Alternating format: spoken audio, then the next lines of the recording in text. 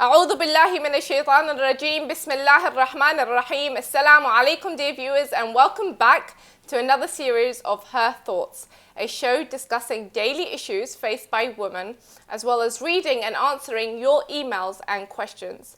We, as well as the team here at Imam Hussein TV, received so many positive emails and messages regarding the last series, we thought why not bring it back to your screens for another series. You requested it and we delivered. We are back for another 10-part series this holy month of Ramadan, inshallah. Now, firstly, before I begin, I would like to take this opportunity to wish you all a very blessed and joyful Shahr Ramadan. I pray this month is a month of benefit and reward for us all, and may we be here, inshallah, again next year to witness another holy month. Now, let's jump right into today's show. So, we are starting this series with a topic titled Second Lockdown and Spirituality. Last year, we spent Ramadan in total lockdown here in the UK, and that was pretty much the same for many around the globe. Whereas in previous years, we had the mosques, family gatherings, as well as the community gatherings to boost our spiritual levels. But this time, we had to adjust and create an environment which allows us to maintain our spiritual levels. I cannot believe the holy month of Ramadan has already arrived once again, but here we are. So last year we thought the pandemic would be over in a few months, but here we are again celebrating this holy month with restrictions. So in a nutshell, that is the topic of today. We have a lot to discuss, inshallah. I am your host Zahra Al-Alawi, and here with me is my co-host Sayyida. Assalamu alaikum. Sister Ragad and Sister Zahira. Assalamu alaikum to you all. So we have emails from some people that have emailed in, which we will be answering throughout today's show. So I want to start this topic to really reflect back to last year. How was everyone's Ramadan last year in lockdown? I think last year was quite unprecedented. I think it was kind of the first lockdown, and so no one kind of knew what was normal and what to do and what not to do. So I think the first lockdown was strange in a way, but I think personally I found quite a positive in that usually we're so used to socializing, which is a brilliant aspect of Shahr Ramadan, but this kind of made us focus on ourselves almost, and on our families and on the spirituality that we had to create in the home. So in that sense, it was quite a new take really for me. Definitely. I think, to be honest, none of us thought we would be back in this situation again. Exactly. I mean, a whole year on, and we haven't really moved forward. We now have to reflect back on how we spent last Maha Ramadan. Can we match it? Can we better it? Can we improve ourselves for this Maha Ramadan? It's keeping that balance. So being at home, trying to keep your spiritual levels still high whilst you're fasting, whilst you have your children at home, your family members at home. Trying to almost match as well what you would do in the mosque. So for example, I myself have children, like you Zahra, we have young children, and it's almost where you want them to learn as well. You want to keep your spirituality high, so you want to be able to do your ibadat as well, but you want them to feel the essence of Maha Ramadan as well. Yeah. So it's that balance of letting them learn, letting them engage with you, especially if your child, for example, my daughter is fasting as well. So she's fasting, mashallah, it'll be her third or fourth year, I've lost count now. But she's fasting, so it's that balance of trying to get her to learn, but not over-tiring her as well. But just like Zahira said, actually, I think it was a new experience, but a beautiful experience as well, because we were all together as a family, which we've never actually had that. We've never had that luxury or that gift, I think. And I think it is a gift in a way as well. Whereas, so every kind of lockdown for all of us has been hard. But in a way, there's a gift to take from every situation that you're put in. Yes. Because it was the first time that we were all together breaking our fast as a family, rather than rushing to the mosque or, being a madrasa teacher, rushing to the madrasa, in Maha Ramadan to teach the children. So we were sitting there, listening to the lectures, breaking our fast, doing the du'as. And that in itself is a beautiful blessing and a beautiful gift. As a family, because what you were saying, in terms of going to the mosque, it's usually the women's side and the men's side, and then sometimes the children have their own activity or their own club that goes on in the masjid or the mosque. So it was just so nice to have the whole family sitting down together, having the iftar together. There was lots of lectures and things going on anyway on Zoom and online. So the fact that the whole family can sit together and be spiritual at the same time was just beautiful. I think that initial Ramadan, I think it wasn't too taxing on us because we, like you said, we didn't think we'd be in this situation a year on. Yes. So I think like in order for me to think about the positives of last Shahr Ramadan, I kind of need to like mute the voices in my head that are like, oh my God, we're still here. Yeah. But I remember, so last Mahi Ramadan, Zahara, you were probably in the same situation. We were homeschooling our children. Oh, yes. And so that was a test in itself. You're fasting, you're homeschooling your children, you still have to look after your family, and then you still want to be able to keep up with your ibadat, and you want to have that alone time as well, where you can reflect and ponder, and it's a real test as well to yourself to really bite your tongue. But yeah, I think from this whole year, it's been a real learning curve for all of us. But I think when I speak for myself first. It's been a real learning curve because it's been a journey. This whole lockdown, COVID, third, fourth lockdown, whatever we're in right now, it's been a journey to us all. And it's been a learning curve. And I myself have learned quite a bit about myself. Yes, and that's the point I wanted to say. It's been a test of patience. It's been a journey for myself. And there's always a positive to take from every situation. Definitely. That's what I was going to say, because I feel like we live in such a fast-paced world where it's go, go, go, go, go. And like it was going to work, staying at home, taking the kids to their activities to school. And last year, I think it was the first time it becomes a mundane routine, doesn't it? It was a routine. I think last year was the first time I actually felt like it was us and our thoughts, and we could sit down and actually enjoy. Like especially in Ramadan, my husband, if it was a normal year, he would be traveling around the whole UK and he would hardly have iftar at home because he's so busy. And last year was the only first year that I think we actually sat down as a family for a full month. For a full month and have food and just and that together, itself is like I said, it's a blessing, right? To be able to spend that time with your family. I mean, each aspect. So whether you are in the mosque, that's a blessing. Whether you're teaching the children, that's a blessing. So everything. But so Allah Subhanahu wa Taala's almost, for me, it was almost He was saying, look, you've had that. You've had that life. Now stop for a moment. And reflect upon your family, ponder upon your life, because I'm like, you know, I'm always on the go, rushing. So it would be like last Mahi Ramadan, I would pick the children up from school. You know, it'd be quick showers and then rush to mosque. And quick, and you have to get there so quickly in order to find the parking space. And especially if you're teaching, you have to get there extra early to set up. So this one was nice because you could spend that time. And for me, what I loved doing was, so you know, when you're teaching the children, you don't get to really reflect on the du'as.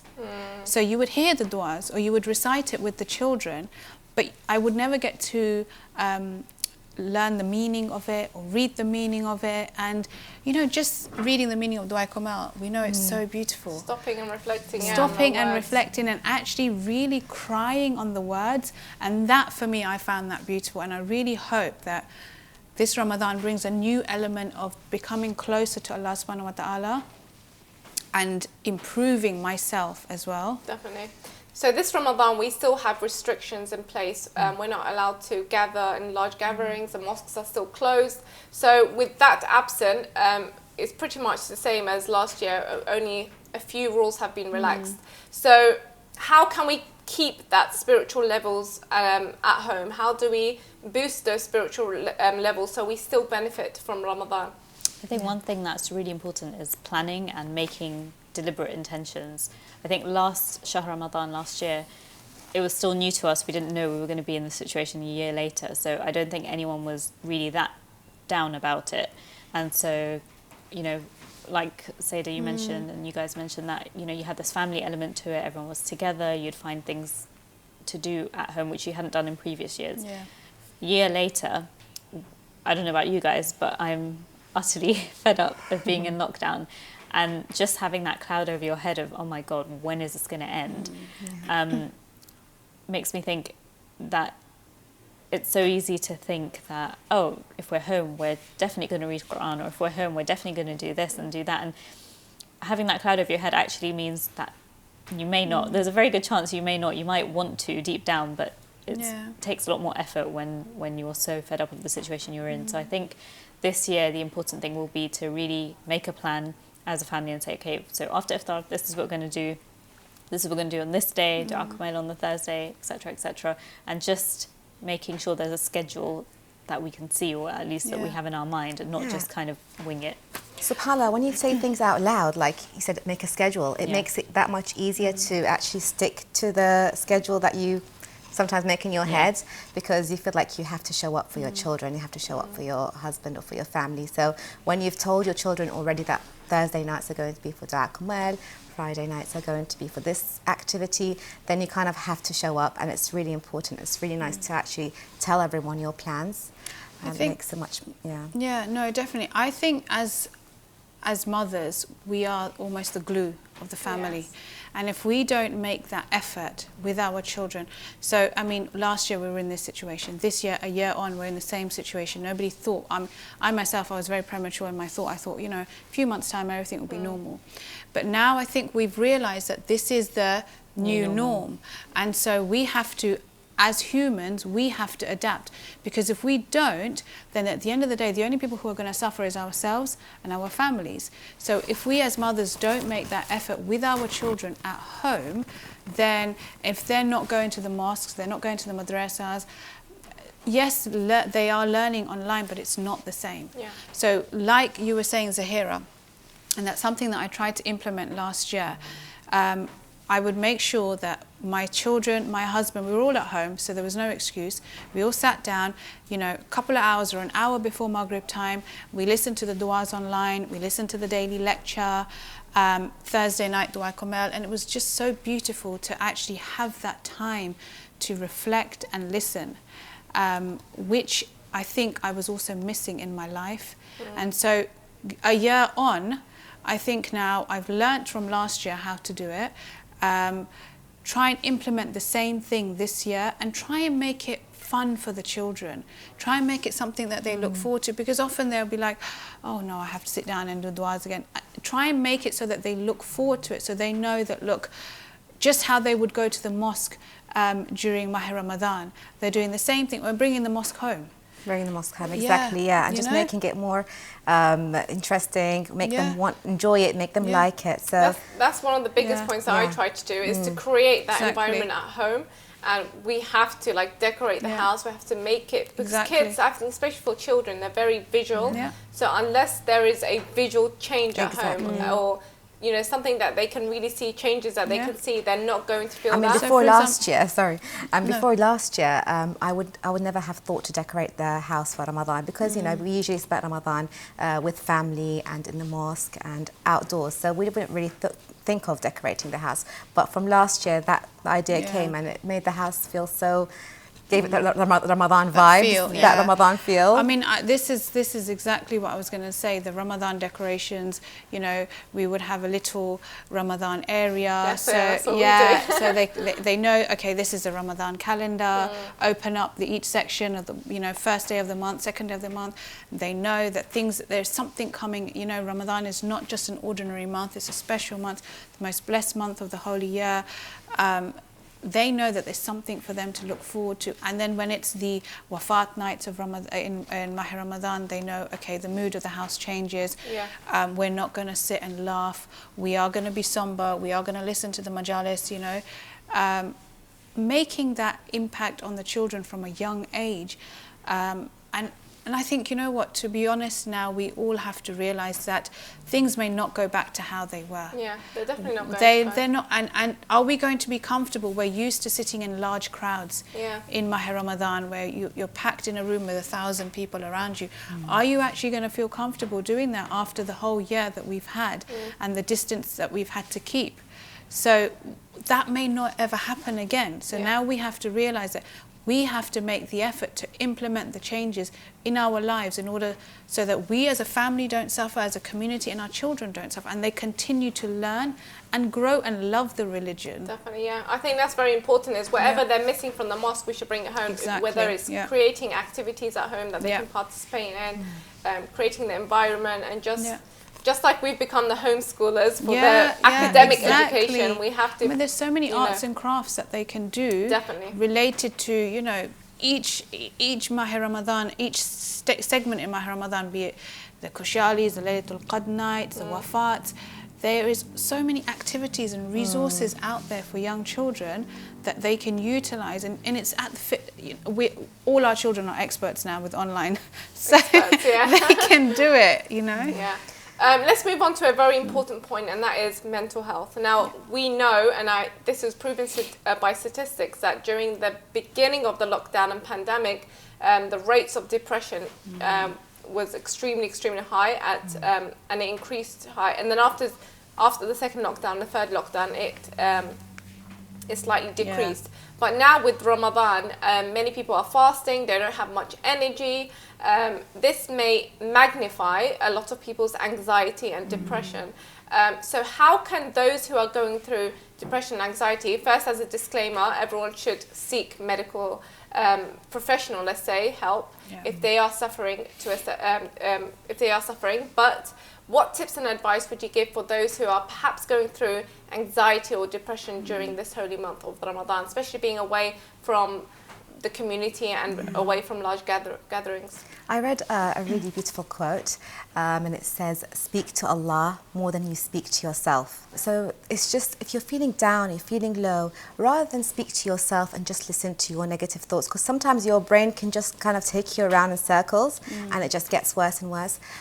Try opening up to Allah. Speak to Him as if He's right there. Speak to Him and tell Him your thoughts, tell Him your fears. And subhanAllah, when you feel like you've put the burden on Allah, put the burden of the issue or the problem on Allah, subhanAllah, it just takes away the fear, it takes away the anxiety. So I think speaking to Allah, definitely, and this is something that I try and do daily, you know, just relieving all your fears, relieving it, like you were saying, putting all the burden on Allah. Put it on Allah. But also, so I think it can be so heavy, so burdensome when it's just because, you know, in the pandemic, in the lockdown, you feel like everything is on you. You're by yourself. Just pick it up and give it to Allah, and tell Him, please, Allah, solve this for me. But I think it's also important to understand that you are not alone in this. So if you are going through this situation, or if you are feeling like this, then it's more than likely that somebody else is feeling like that as well. So reaching out. So reaching out, you know, whether it's just to your friend, or it's a family member, or it's somebody from the community, reach out, you know, share your burden, offload. Speaking to Allah subhanahu wa ta'ala is the best, and like I said, I try and do this and I implement this into my daily lives. And I also tell my children, speak to Allah before you go to sleep, you know, recite your kalma, recite your du'as, and speak to Allah, thank Him for everything. Think about, did you do something wrong in your life during the day? But reaching out to other people, I think, has a profound effect. Definitely. I think one last thing to add would be, and I mentioned this to you earlier this week, Sayyida, is I truly believe that Allah is so deliberate in everything He does. Yes. And one thing that I've found particularly helpful, not just during the pandemic, but just generally day to day, is how the Islamic calendar is planned out. I feel like there's always something to look forward to. So like, you know, I know for a lot of us, like Muharram Safar is like spiritual high, and, you know, that's kind of like where a lot of us renew our intentions and we have this, you know, this rejuvenation of our faith. But one other thing, like apart obviously seeking medical professional help, but beyond that, one other thing that I found particularly helpful is take advantage of the month that you're in. There is so much to look forward to. There's the Ramadan vibe itself, there's Imam Hassan's Walada, there's Laylatul Qadr, there's so much, and I think just having that to look forward to, or even like, you know, for example, in the evening we're going to sit down, we're going to recite Dua Iftitah, for example, or, you know, we're going to do some mustahabbat, so that generally throughout the year you wouldn't do. Just having something to look forward to, because I think one of the factors that has brought a lot of people down is, when is this going to end? When is this going to end? And you just can't see the next thing, like it's just one never-ending, long road. And just to break that up with all these events that take place during the holy month and during the year really helps. Definitely. You made such a good point. Yeah, I was just go going to ahead? read the email, but okay. we'll come back to that Okay. point, inshallah. So this is a letter that we received, the team had received here at Imam Hussein TV. So I'm just going to read it out, and inshallah we are able to answer their question. The letter states, Assalamu alaikum, hope you're all well. I've been watching your show and absolutely loved it. MashaAllah, it was very beneficial. Since I was a little girl, I went to the mosque during the holy nights of Ramadan. And on the nights of destiny, we would stay in the mosque until Fajr, reciting dua and praying together. And also, we would meet up with family and break our fast together. Sadly, last year, because of the national lockdown, we weren't able to go to the mosque, attend our Quran sessions, or even see our families. The atmosphere last year was not the same, and it was hard to keep up this level of spirituality. Since there is a high likelihood of us being in lockdown for this Ramadan too, can you please recommend ways to keep up the Ramadan spirit and ways to try and make Ramadan feel like it did before the lockdown? Many thanks. Through an anonymous individual from the UK.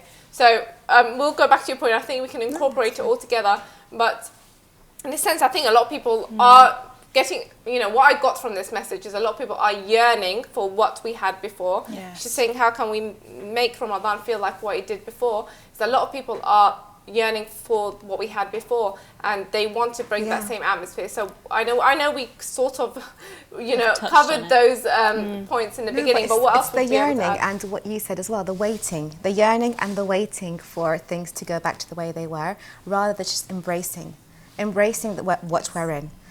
Last Ramadan, unfortunately, we couldn't share our iftar with others around a table. But what I found a lot of people doing is making iftar and putting them in boxes and giving them to family, to friends, to neighbours. And we still got that vibe. So, at iftar time, our neighbours would come and knock at our door. And I would send my son to my neighbour's house and send some food with him. And we'd go, like, just before iftar, go around, send some food to our family, and vice versa. Some people will come to our house and give us some beautiful, delicious food. So it's a new way of enjoying Ramadan. It's a new way of sharing. It's a new way of caring. So yearning and waiting for it to be over, that's what's going to bring you down. Enjoy what you have, make the most of it, and inshallah, things will go back to normal eventually when the time is right. Yeah. And I think that's a beautiful point, because life is never the same. And last year, people that know me know that something horrible happened in my family, and an individual, his health went completely down. And I remember my mum told me life never stays the same. It always changes.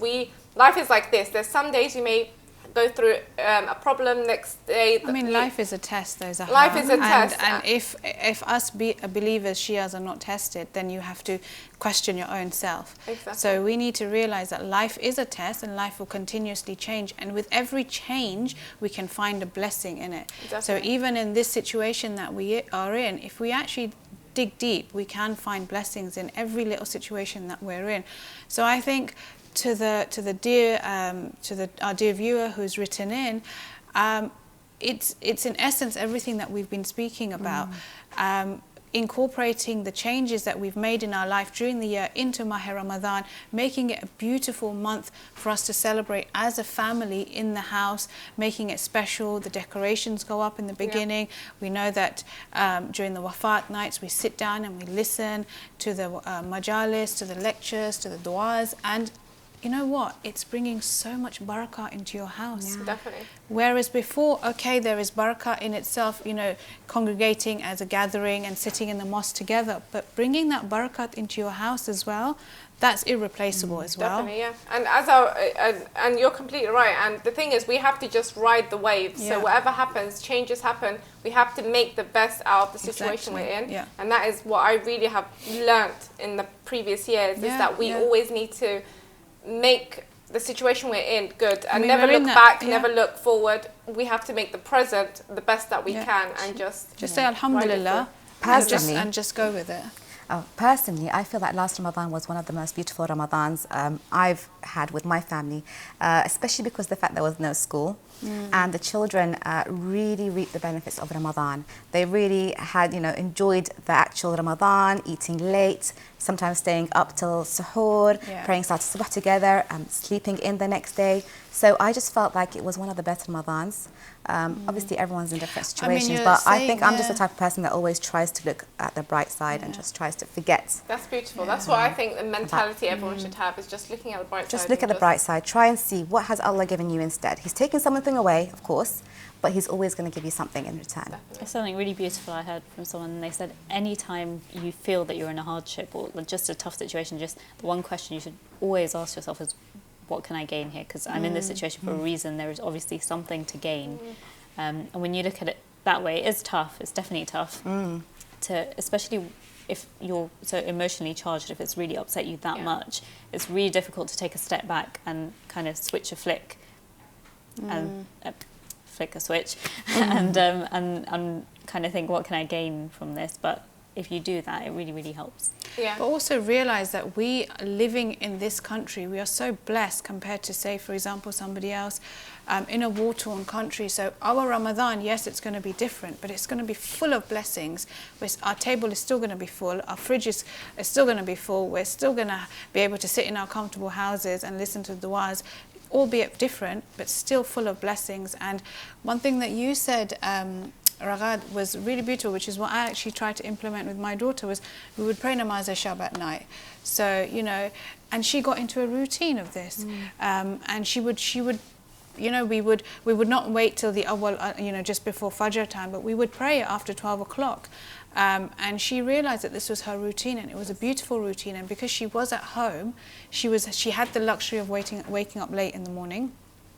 And it was a real bonding situation, I was able to bond with my daughter, and now we try and make it a habit that when she is at home, we pray namaz together, because there's so much thawab in that as well. Definitely, there is. So, beautiful point. This show has absolutely fried.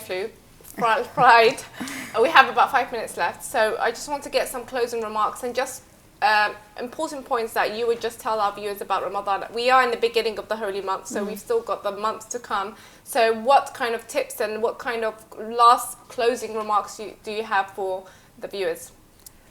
I think... Sorry, go ahead, Sayyidah. I think just embrace it. Allah subhanahu wa ta'ala has put us in this situation for a reason. Embrace it, do your best. Try to make the best out of every situation. Say alhamdulillah, because there's always somebody who is worse off than you. And bring the barakah into your home, because we may look back at this in a few years' time and think, what did I do to try and make the best out of the situation? Did I try and focus? Did I try my hardest? Or you don't want to regret any time that you've got in your life, because time is such a beautiful gift as well. So you don't want to waste that time as well. Definitely. I was just going to say, as hard as it is, really, really take advantage, because this Shahr Ramadan, given that we still have some restrictions in place, there are a lot of distractions which still haven't crept back into our lives. And the fact that we have that clarity without these distractions, for example, some of us still aren't working at full capacity, some of us still have certain arrangements that aren't completely back to normal. Take advantage of it as much as you can, if you can, because this is probably one of the very few Shahr Ramadans of our lives, or of our generation, where we will get an opportunity to really, really focus this much on our spirituality and ourselves. Like I said, it's so much easier said than done, but if we can somehow turn it around in our heads for ourselves, then a lot can be taken away from this. Yeah. Beautiful. Sarah? I would say that when you're in a hard situation, always try and remember that the ayah which says inna ma'al usri yusra, and then again Allah emphasizes inna ma'al usri yusra. So He's reassuring us, and whenever you're feeling bad and you're just in a bad situation, or you're panicking, or you're anxious, just remind yourself of the ayah and keep reading it over and over and again, and that will make you feel so much better and at ease and tawakkul. Beautiful, beautiful points. Thank you so much for joining Imam Hussein TV today. I think there's a lot of important points that we have picked up on, especially as mothers, and how to make that environment a spiritual one for the children at home. So thank you so much. That's the end of the first episode of Her Thoughts. It's absolutely gone by so quick, but we will be back inshallah for the next 9 episodes. We'll be discussing other topics inshallah. As I said during the show, life is always full of changes. What is present now may be gone next year.